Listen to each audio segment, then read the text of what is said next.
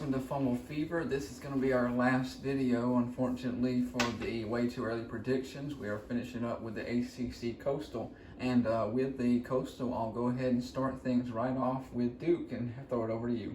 Oh, it's not looking too good. I don't think. You don't think so? No, I mean, just like I said for just about every other team, there's a couple of toss-up games in there, but I see them going 5-7 overall.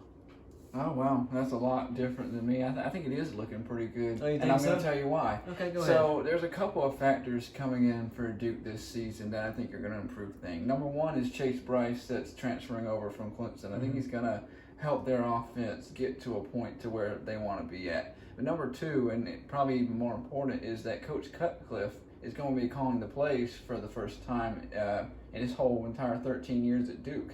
He's going to be calling plays. He used to be an offensive coordinator back in the day. And for those of you that aren't aware of this, Coach Cutcliffe was the offensive coordinator for the '98 National Championship Tennessee Vols team that, of course, had Peyton Manning. So he's really excited to be calling plays again. And I'm really excited to see him calling plays again. I think this is long overdue for the Blue Devils. I don't know why they haven't done it yet. Because their offense has sputtered at times, throughout the years. As smart as they are, it looks like they had already figured that out. You would think so. Those are very smart, very intelligent people over at Duke. You think they would have already done that, but they haven't for whatever reason. And I think that this could be the thing that helps push them closer, not to over the edge, but close to the edge this season, because I think it's going to be really good. I see Duke going bowling, and I actually see Duke finishing 9-3. 5-3 overall. Yeah, I think that this year is going to surprise a lot of people, not just for Duke, but for the Coastal as a whole. Yeah, it would really surprise me. It would? Yes. I think it would surprise a lot of people. I really do, and I really see that happening. So is that a guarantee, 9-3? I'm not going to necessarily say I guarantee it, but I think I will guarantee that they win at least 7 or more. I'll make that my guarantee. I like seeing winning 7. Yeah. So I've definitely got them going bowling, which is a good plus for Duke. Okay, heading into a disaster. Georgia Tech. Yes, a disaster indeed for Georgia Tech. I found something very interesting on Georgia Tech. Okay, there was an analytical data called SP Plus, and they actually say that Georgia Tech is going to improve this year from what they were last year at 111 all the way to 58. That's an extremely high jump. I don't see that, but there's a surprising little fact. Okay. They actually had the number 26 recruiting class this year, and number 5 in the ACC, and they have a running back coming in, Gibbs. He's number 75 overall and number 8 at his position. So maybe that's one reason why. Well, let me tell you what SP Plus actually looks at to make that determination. They look at multiple factors here. One is a year-to-year improvement rate. They look at recruiting rankings, transfers, and overall 5-year history.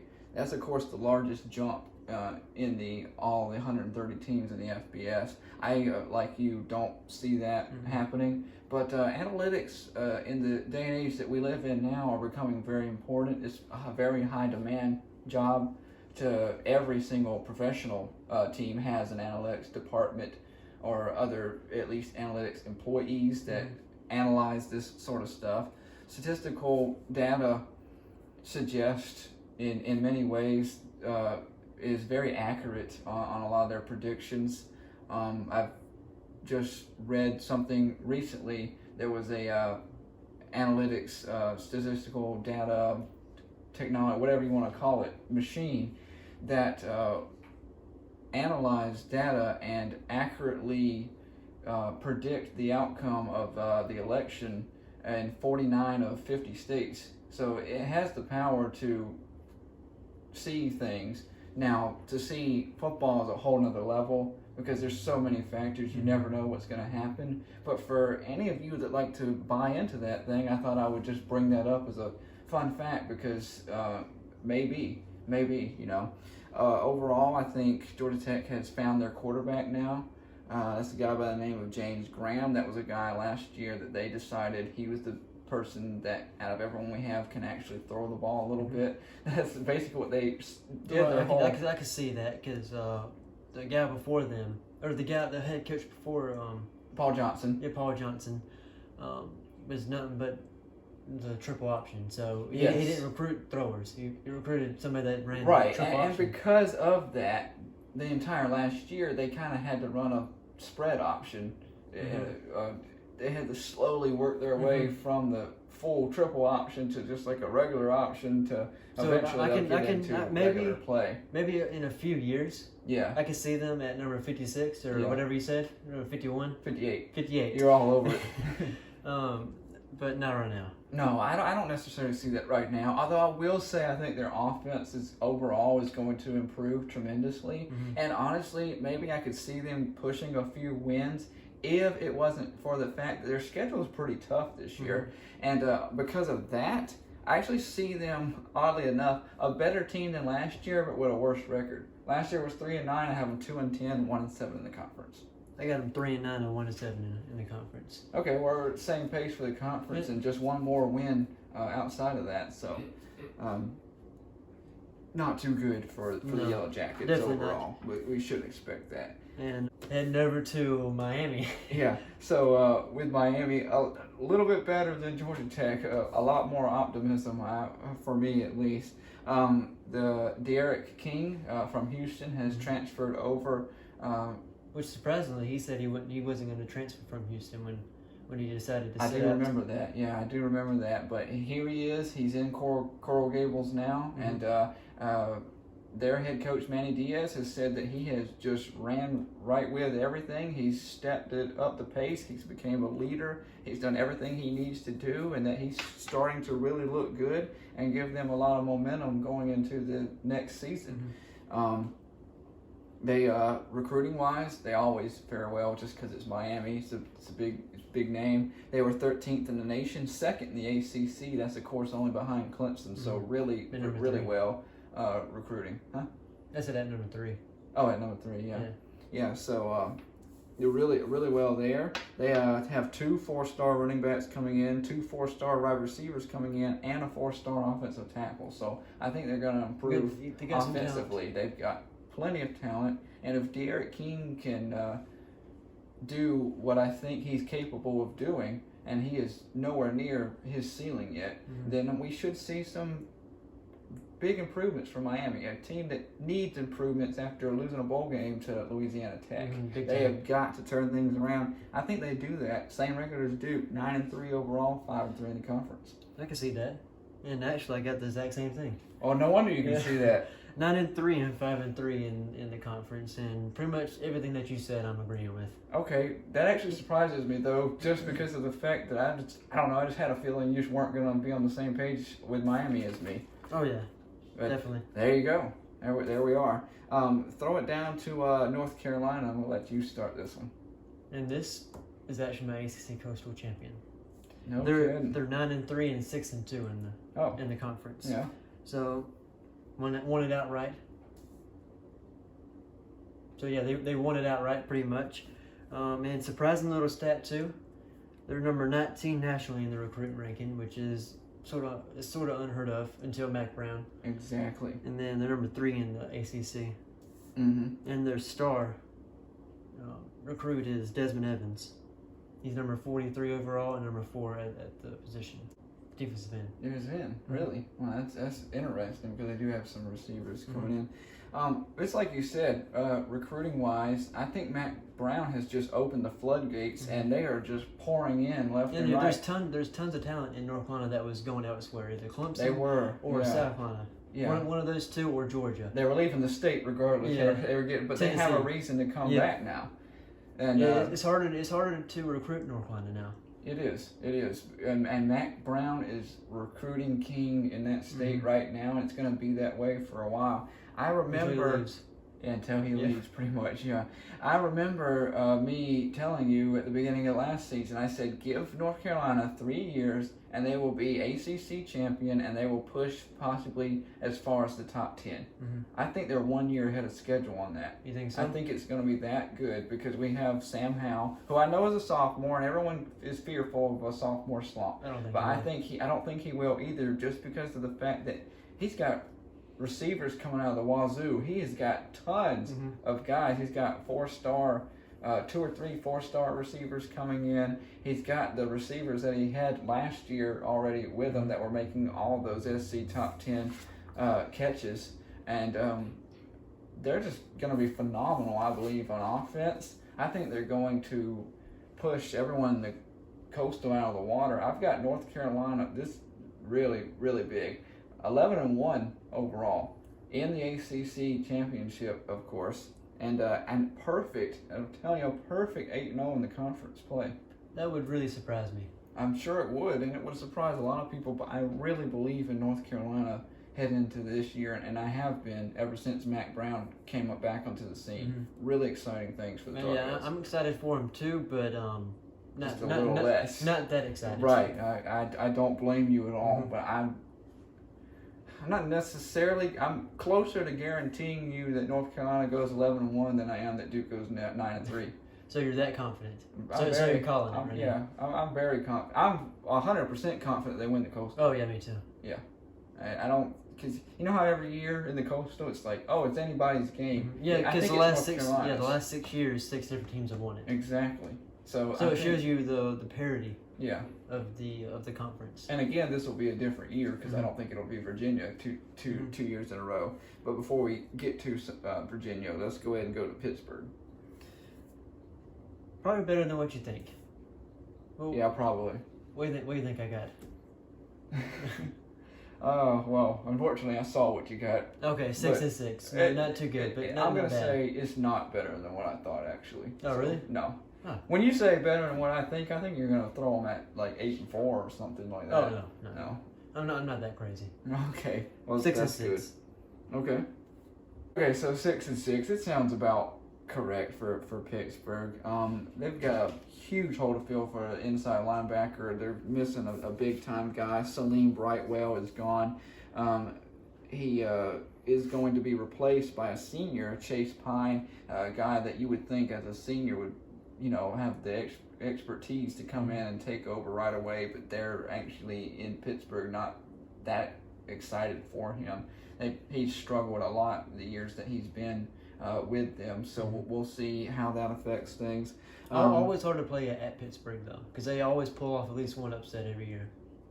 That is also true. I will have to say that there will be somebody on this schedule that they have that I will probably get upset by Pittsburgh and will shock me. But to get there, if they are going to do that, then they're going to do that with the help of a transfer tight end they have by the name of Lucas Kroll. He's actually coming in from Florida. That's probably a name that you've probably heard of. And they also have a transfer quarterback coming in, Joey Yelanani. He's coming in from Arizona State. I think that he could push for starting time and possibly play right away for Pittsburgh. And we'll see whether or not that helps them out offensively. I think still, though, this is the year that Pat Narduzzi loses his job. And I believe they go 5-7 overall, and I've got them actually going 1-7 in the conference. So that's not too good. Yeah, so I don't have that major, but like I said, somebody's going to get upset more than likely by Pittsburgh. Just don't know who it is yet. Flipping over to Virginia, who you got? Flipping over. I have Virginia. Flipping over to Virginia, what you got for this season? Well, I mean, we all know with the Who's that it's kind of who's going to take over for Bryce Perkins, and they're actually, by the way, completely Bryceless, because they're not just losing Bryce Perkins, they're also losing Bryce Hall, who is a cornerback and a very good one. Yeah, probably one of the best corners coming out of college right now. Yeah, I think. You think so? Yeah, I think so. Yeah, I think there's maybe some other guys from what I saw of him, but he's definitely the best corner to come out of Virginia in recent history. Definitely. So that's a big time key. So they're losing their best player on offense. They're losing their best player on defense. They didn't do good in recruiting, 48th in the nation, 9th in the ACC. They do have a 4-star offensive tackle, Andrew Gentry. He looks good. He's one of the best offensive tackles in the nation, so that'll at least help on the line protect the quarterback that is coming in. And that quarterback, by the way, is a guy by the name of Brennan Armstrong. And it's a guy that actually Bronco Mendenhall, their head coach, likes a lot. He actually compared him to Taysom Hill. So, I mean, Taysom Hill, guy that is a free agent, a very good free agent right now, coming off of his season with the New Orleans Saints. That's pretty good to be compared to him. Yeah, and another coach, by the way, we've talked a lot about coaches in the ACC. Another coach that I think is a great coach that's just in a bad place. But Bronco Mendenhall, like I said, compared to Taysom Hill, mostly probably because of his size, because this guy's about 230 pounds, so it could be pretty hard to bring down. So we'll see how much that helps them. Overall, though, I don't have it terrible, just completely falling apart, but I have them at 6-6 and 3-5 in the conference. They got them 8-4, 5-3 in the conference. That's good. That surprises me. I think their defense is going to be just good enough to help them get past mediocrity. Fair enough with me. I mean, we'll see. That would be great. That would not be that big of a letdown for a team that went 9-3 last year to only go to 8-4 after losing 80% of their offense, and that one guy was their whole offense. So I think that would be. If they go 8-4, they'd be happy with that. They'd probably give Bronco an extension after that. With an 8-4 season, the way things are expected in Virginia. Oh, and heading over to their rival. That's when it gets bad. Virginia Tech. I don't even know what to say about Virginia Tech. I mean, it's really starting to look like a pitfall right now. They do have a defensive line duo coming this season, a 4-star Alec Bryant and a 3-star Robert Wooten, that they think that those two are going to really cause some havoc in the backfield for a lot of quarterbacks. So some names that you might want to take note of if you have to play Virginia Tech. Otherwise, though, some of the worst recruiting I've seen in the ACC, 72 in the nation. Golly, I mean, that's just terrible. And 14th overall in the ACC. Yeah, somebody has to be last. And it's Virginia Tech. So I don't think that those two guys are going to do that much damage, though, enough to get them too many wins. Overall, 4-8 and 1-7 in the conference. I'm pretty similar with you. Yeah. About 6-6. Well, that's a lot better. Yeah, I mean 4-8. I can see 4-8. But I can see them getting 6 wins, honestly. Okay. Because they'll find a way. I think they're just gonna find a way. I think they'll find a way. Heart of a champion. Yep. Okay. Well, we'll see who the real champion is. We both have North Carolina, so that means we both have North Carolina playing Clemson. I think it's the first time since the Pac-12 that we've both been on the same page for both teams that are in the championship game, so that's interesting. We started. No, you're not really surprised. Back to the full circle. For the ACC. No, not too surprised. I think that's going to be a pretty popular pick, those two. I think I know who you're going to say, but just for giggles, you know. You think I mean, who do you have when it? Maybe it's different. You think I'm gonna maybe surprise you're gonna say North Carolina. I don't know. I think it's gonna be close. Okay. For a half. And then for a half. Okay. And then Clemson's gonna pull away and win. Okay. Like they always do. You know what? I'll give them 3/4. Yeah. Okay. Well, because why not? They almost beat them last year, so why can't they beat them this year? Yeah. Fair enough. Yeah, fair enough. They probably should have won. They should have won last year. Yeah, so honestly. So we'll see. We'll see how that game goes, and we'll see who all ends up actually winning all these conference championships. I have Clemson, by the way. Yeah. And we kind of figured. Yeah.